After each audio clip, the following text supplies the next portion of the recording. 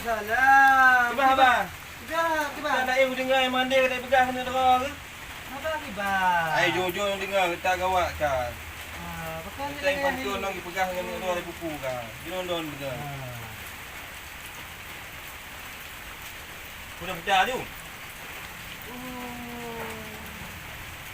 Macam mau bol? Jangan kenyang juga.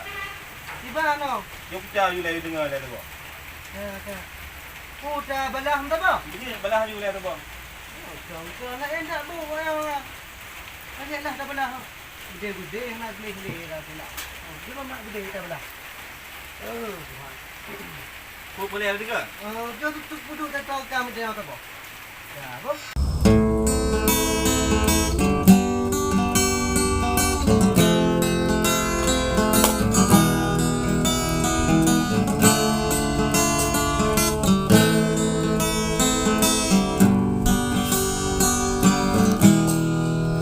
Assalamualaikum ejut popute ke masih gadeh lon jawab haba lon dengar bacut haba lon tule dari apun teh ya edo gawa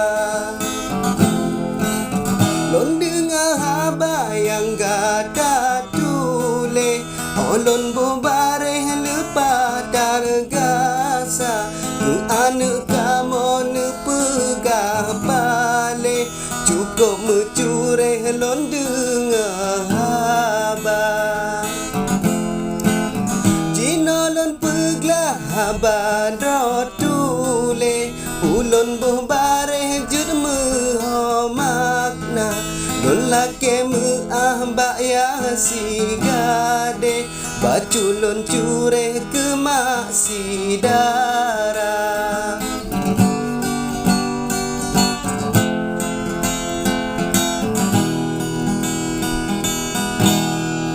hantam mepake ika molingge ngon gunci inggre bawot meputa ba edo gawalon wasit kabe nyan masih gade beta tungkema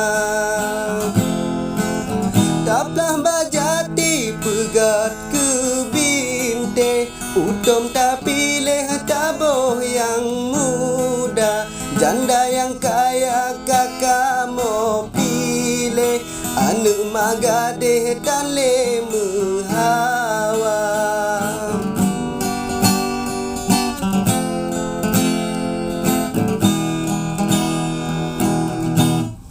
si edo gawa jino kapute badan jika gleh kerja kana motokop laga gaya menginggre rumah lelapih persis istana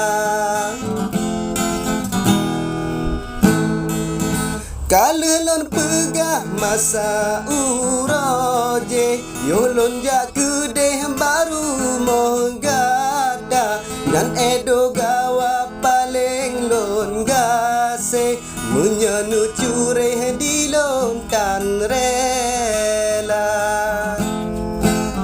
jinolon pegah bacut papute munyum abe on uketika dengan pajuh bumano jubugle ya si gade di prelam kama ono kementang habalon tule bak masih gade lon pulang punca mepih dak bengeh ecut popute habalon tinde cit meno